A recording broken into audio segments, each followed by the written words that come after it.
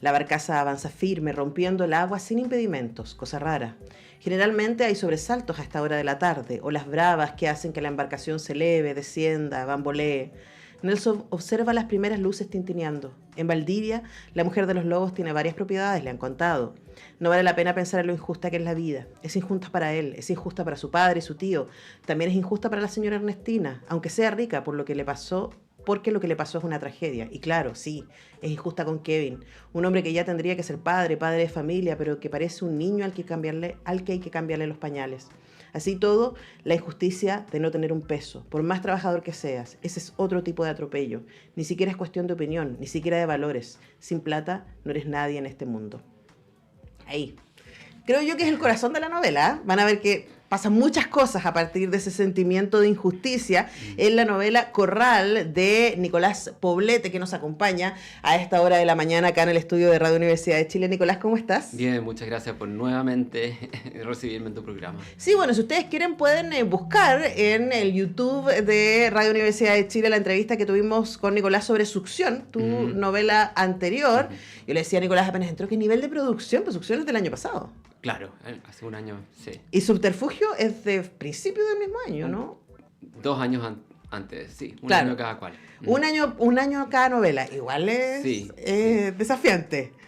Bueno, todas las novelas ustedes las pueden conseguir, están estas últimas en editorial Cuarto Propio, también esta, Corral, que yo pensaba, ¿cómo trato de explicar esto además sin hacer mucho spoiler? Porque una de las gracias de la novela es que va entregando información muy de a poquito.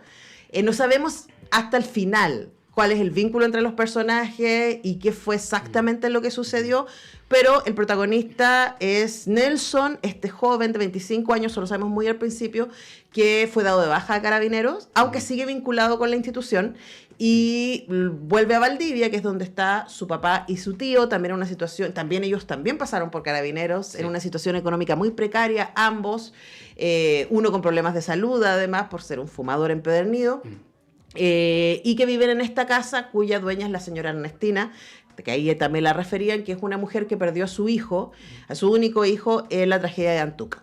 Eso lo sabemos a los primeros 50 páginas de la novela, y también sabemos que a Nelson castigado lo mandan a Corral a acompañar a una antigua autoridad de Carabineros, que luego vamos a ver cuál es la relación que tiene con el resto de los personajes. Ahora, todo esto sucede en Valdivia, entonces además es una novela muy atmosférica, me pareció a mí. Exacto. Por eso también escogí ese párrafo.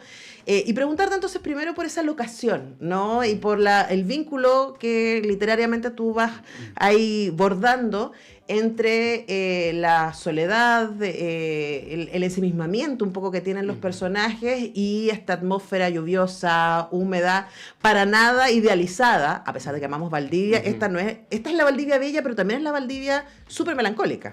Dura y agreste y silvestre y bueno, con toda esa atmósfera que tú destacas, ¿no? Valdivia es un lugar, claro, no solamente hermoso, un lugar de nuestro país muy, muy bello, sino que la locación, la atmósfera, el paisaje, la fauna, la flora se prestan para una narración de este tipo que utiliza algunos códigos de la novela gótica.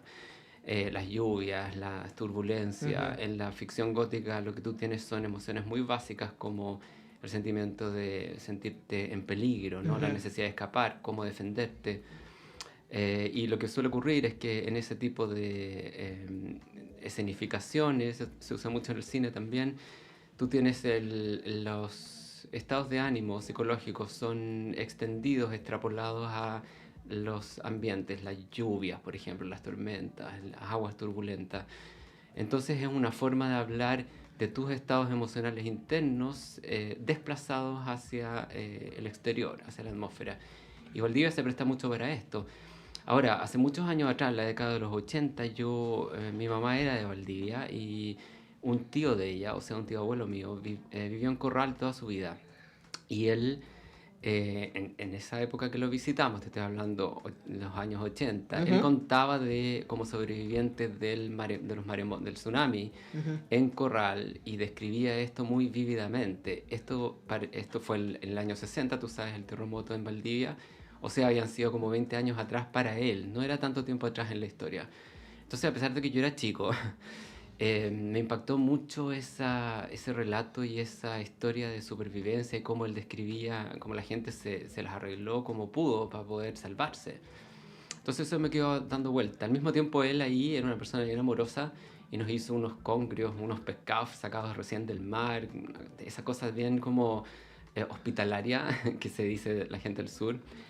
Bueno, es más que un cliché, yo creo, ¿no? Entonces me quedó dando vueltas ese escenario, nunca había escrito algo en esa zona, entonces encontré que era una buena oportunidad también de salir del centro urbano que suele ser tan explotado, ¿no? Más allá de las situaciones del estallido social que transcurren en la novela, pero son muy periféricas. Sí, son muy periféricas y muy... además, no es esa atmósfera. Sí. Pero yo pensaba, comparando tu libro anterior con este, que tú le das muchísima importancia a la materialidad. No solamente a la emotividad de los personajes y a por qué están haciendo lo que están haciendo, que en este caso además es bastante misterioso. Después vamos a saber, pero y que es muy interesante, eso funciona como ardid en literario, ¿no? Que uno quiere saber, yo estaba hasta el final de la novela diciendo, bueno, ¿lo logra, no lo logra? ¿Por qué está haciendo esto? Y lo van a pillar o no, bueno. Pero antes de eso hay mucho material, uno puede sentir cuando entra a la casa de la señora Ernestina, hay mucha descripción del espacio, ¿no? Como en tu novela anterior también yo tuve esa sensación que hay mucha materialidad, que para ti es muy importante para la construcción de los personajes, también la construcción del espacio que habitan. Sí, la verdad es que yo escribo de una manera más realista en ese sentido, no es nada ni experimental ni tampoco especulativo en términos de ficción especulativa. Puede haber algunos guiños de eso, pero en realidad siempre escribo desde una realidad y para eso tú tienes que comenzar un poco a producir el escenario utilizando todos los sentidos, ¿no? Eso es algo que tienes que hacer, o que a mí me interesa hacer, me importa hacer que haya una tridimensionalidad en los personajes y también en los lugares, ¿no? Que los personajes sean capaces de describir un olor, por ejemplo, o de una sensación más allá de lo evidente. Entonces, de esa manera tú le das un poco más de profundidad. Esto va acompañado generalmente en mis narraciones, de una introspección y de una digamos, comprensión un poco más profunda, psicológica y a veces más compleja, no necesariamente muy convencional, como en este caso y el caso anterior de la novela que tú comentas, Succión, que es muy distinta. Sí, es muy distinta. Si la buscan, igual a mí yo quedé alucinada con la historia ahí de la niñita milagrosa de la autopista del Sol. Claro. Esa historia de verdad es muy interesante. Pero esta también, y yo pensaba también que no es difícil identificarse con esta novela si uno tiene esta sensación de inequidad social en la que vivimos, ¿no? Aquí están todos los personajes, a todos, incluso en el caso de Ernestina, que uno diría, bueno, esta señora está en una buena situación económica, pero uno tiene la sensación de que a todos les pasaron por encima, sí, de exacto. una u otra manera. Entonces hablemos un poco de eso que quisiste dar cuenta, ¿no? De esta sensación de inequidad y de injusticia constante. Absolutamente, yo creo que, como dices tú, no es ni siquiera una cuestión personal ni de un caso que uno escuchó hablar, ¿no? Esta es como la norma, te diría, en nuestra sociedad, que es tan, no solamente desigual, sino muy grotesca, muy grosera en el tratamiento penal, ¿no? Eso lo vemos todos los días con las penas que se dan a gente que tiene más privilegios, por ejemplo. Esas son las noticias todos los días, Sí. o sea, no es ninguna novedad. En este caso, yo quise hacer una dramatización de esa impunidad por la que pasa mucha gente privilegiada, que la justicia nunca la toca, ¿no? Gozas de un privilegio que te provee de esa impunidad.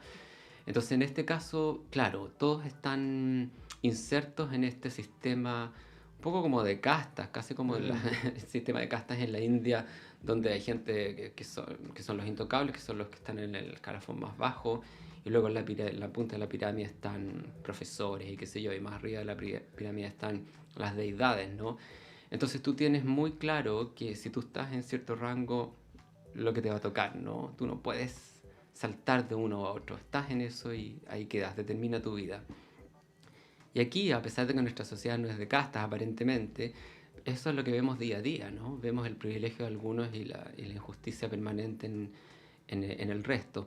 Pero en el caso de la novela, ellos son conscientes de esto y saben que la justicia no va a llegar. No son ingenuos en ese sentido. Entonces tienen que hacer ellos un ritual. Tú puedes hacer un ritual para burlar ese espacio oficial que nunca llega o que cuando llega no tiene relación con tu pena o con el crimen, ¿no? Y eso es lo que hacen ellos. Pactan un ritual para llegar a términos con su propio trauma, ¿no? Es una cosa que burla el sistema oficial. O para tratar de recuperar algún tipo de poder, ¿no? No les vamos a contar qué es exactamente lo que hacen, porque es súper importante en la novela ir descubriendo eso, porque Sí. Nicolás es muy juicioso, diría uno, en la manera en que va entregando la información. En toda esta atmósfera, en todos estos detalles materiales, de a poquito vamos pensando, oh, chuta, a esta persona le pasó esto. Hay algunas cosas que son muy claras del principio, como el trauma de la señora Ernestina respecto a la muerte de su hijo en Antuco. Claro. Y hay otras cosas que van a ir desarrollándose hacia cómo ella va a planear recuperar algún tipo de poder y generarse a sí misma algún tipo de justicia frente a esto. Ahora, me llamó la atención también, Nicolás, que la mitad de los personajes acá son uniformados. Claro. Y también yo pensaba que desde la revuelta, ¿no? Tenemos esta distancia, muchos de nosotros, con carabineros. Pero también tú te dedicas acá en la novela a mostrar cómo, cuando hablamos de carabineros, hablamos de una institución muy compleja, en donde también los escalafones y las posibilidades, ¿cierto? Y los privilegios están sumamente repartidos, ¿no? Sí, y es muy injusto para unos en ese sentido. Y en este caso estamos hablando aquí como desde la injusticia, ¿no? Desde Exacto. quienes han sido precarizados por ese sistema. Es verdad, yo creo que en la instrucción militar, en esta novela yo también quise hablar de las jerarquías en un sentido amplio, y porque todos estamos insertos en alguna jerarquía, lo queramos o no, seamos conscientes de ella o no, una jerarquía emocional, familiar, laboral.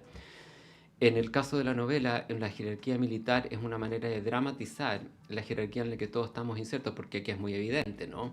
Un poco parecido a la jerarquía religiosa, donde hay un papa y a continuación vienen la pirámide hacia abajo. En la instrucción militar es parecido, tú tienes una cosa muy dura, muy tensa en términos de jerarquía. Y obviamente que no todos van a poder acceder al poder, y los que están ahí, los personajes de esta novela, quedaron a medio camino en la jerarquía, no pudieron avanzar más, y ellos mismos sienten ese complejo de inferioridad en algún sentido, y también de injusticia, porque sencillamente no pudieron avanzar en ese esquema. Entonces yo creo que la jerarquía es un gran tema acá.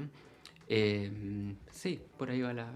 Y también ese mismo mandato, ¿no? De que tienes que avanzar y que tienes que ser exitoso. Acá además están puestos nombres que son frágiles. Todos ellos son hombres frágiles. Estoy pensando en Nelson, el protagonista, en su papá, en su tío, en Kevin, que es esta especie de compañero de Ernestina que él acompañaba, fue uno de los sobrevivientes de Antuco y se transforma en una especie de hijo putativo de esta señora y tiene una relación muy rara a ellos. Y ahí, claro, uno dice que tú escoges generar 4 hombres que también están frustrados respecto al mandato de la masculinidad. Es verdad, sí. Mira, un poco para retomar lo que no te comenté anteriormente, que la institución, sí, por supuesto todos tenemos muchas observaciones y objeciones en términos de carabineros, ¿no? Pero también me acordaba de Primo Levi, que es un sobreviviente de campos de concentración, holocausto, un escritor italiano judío, y él en 2 de sus libros, Si esto es un hombre y Lo hundido y lo salvado, creo que se llama el otro, dice que incluso entre los oficiales nazis él podía distinguir entre personas. Entonces esto es una manera de decir, en todas partes hay todo tipo de gente, ¿no? Más allá de donde esté inserto laboralmente. Eso por una parte. Por otra parte, los hombres aquí, como tú señalas, tienen toda una fragilidad, pero es como una contradicción o una incongruencia con lo que se espera de un hombre que ha cursado ese tipo de instrucción. Entonces, también es una manera de hablar, oye, muy poca gente puede estar a la altura de esta expectativa, de esta exigencia. Y ellos, sus sensibilidades han tenido que ser dominadas o controladas o, ¿sabes?, como podadas de alguna manera para poder mantenerse ahí. Ellos son hijos de su instrucción, de su época, no son hombres que van a hablar de emociones, ni van a leer entre líneas o ver matices en emociones, es más bien más pragmático. Pero la voz narrativa, porque este es un narrador en tercera persona, al contrario del libro anterior que comentamos el año pasado, que está en primera persona, no hace juicios de valor en torno a ellos, sino que los juicios son entre ellos, no la voz narrativa, porque tampoco quería hacer una cuestión tendenciosa de, oye, estos son malos, estos son buenos, no sería muy reductor hacer eso. Sí, pero a mí me conmovió lo mal que lo pasan ellos mismos por sentirse inadecuados, ¿no? Y uno dice, bueno, pero es la vida, o sea, es como de verdad están haciendo lo mejor que pueden, pero además de la precariedad material que las circunstancias los tienen, ellos además lo pasan mal por el peso, podríamos decir, simbólico de no estar cumpliendo como el macho que deberían. Claro, y en el fondo todo es una gran ironía, porque ellos se tratan de apear a la vida. Nelson es muy joven, 25 años, por lo tanto él tiene un futuro, pero el padre y el tío que son 60 años, un poco más de 60 años, están ahí, ¿qué vamos a hacer? O sea, también ya estamos entrando en la etapa de la adultez mayor, y uno de ellos, el padre, ve su horizonte en una mujer, dice, esta galla tiene plata, yo tengo que agarrarme acá. Y el hermano, que tiene una relación bien simbiótica con él, dice, no puede ser, ¿yo qué voy a hacer yo? Lo voy a perder. Si él se va, no puede ser. Ahora, nunca lo dice, pero uno sabe que todo el rato, porque se pone muy mal cada vez que él sale Claro, es como con esa Vilma. gente que somatiza inmediatamente, entonces los celos se transforman en, me duele la cabeza, o ¿sabes? Como ese tipo de cosas. Conversamos con Nicolás Poblete sobre Corral, que está editado por Cuarto Propio, la pueden conseguir. Para cerrar, Nicolás, esta novela ha tenido súper buena recepción, hay alta prensa alrededor, ustedes pueden ahí leer al respecto, comentarios, críticas y ver otras entrevistas de Nicolás. Yo siempre pienso, ¿no? Es tanto trabajo hacer un libro, son tantas horas de intimidad, de silencio, de solitud, para que luego, ¡fum!, salió al mundo, y veo que otra gente dice, ¿no? ¿Qué te ha llamado la atención de las lecturas de Corral? Es verdad, la verdad es que es un trabajo bastante largo y solitario, ¿no? Entonces es entretenido cuando uno puede conversar al respecto desde otra perspectiva, o incluso hacer un diálogo con un artista visual, por ejemplo, que es la que hace la portada, Que ¿no? es preciosa. Sí, ¿verdad? Entonces es entretenido poder conversar de esto y ver todas las lecturas que amerita, porque a pesar de no ser una novela larga, sí que tiene varias posibilidades de ser leída, y muchas de esas posibilidades de lectura tú ya las detectaste, me preguntaste a partir de esa perspectiva, de ese prisma. Así que la verdad es que yo estoy bien feliz de la recepción que ha tenido. Gente fuera de los medios y fuera del ambiente oficial me ha comentado. Entonces eso es lo más estimulante para mí, porque es una cosa que no tiene nada, es muy desinteresada, genuina y generosa. Bueno, ya saben, pueden conseguir Corral de Nicolás Poblete, está editada por Cuarto Propio, la pueden conseguir en su web, en cuartopropio.com, y también, por supuesto, en librerías. Nicolás, muchas gracias por acompañarnos esta mañana. A ti. Y nosotros vamos despidiendo este programa agradeciendo a mira, están soleados los chiquillos allá, la Tania y el Pancho están iluminados por el sol. Todavía no le llega a José, pero ya llegará José. Ahora ya podremos tomarnos un cafecito y al solcito. Les deseamos que puedan hacer lo que se tomen en algún momento en la mañana, para que vayan a tomar un poquito de sol, es necesaria la vitamina D. Y mañana a las 10 regresa todo el equipo a hacer semáforo. Nos encontramos entonces. Chau.